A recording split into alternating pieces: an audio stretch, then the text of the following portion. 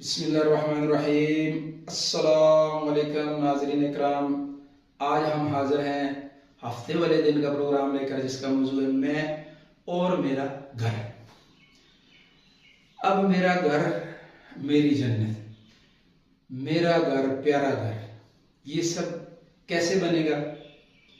इसके लिए हम इस मौजू पे बातें करते हैं। मसनून तरीके ज़िंदगी को घरों में रवाज देने के लिए एक टिप रोज़ाना की इस पे अपलोड करते हैं कि हम अपने घरों में मसनून तरीका ज़िंदगी को कैसे रवाज दे सकते हैं।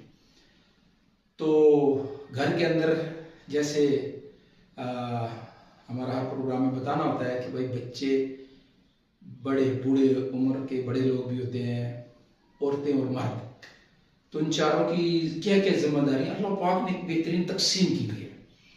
तो चारों की अपनी अपनी जिम्मेदारियां हैं कि घर को कैसे खूबसूरत बनाना है। बच्चे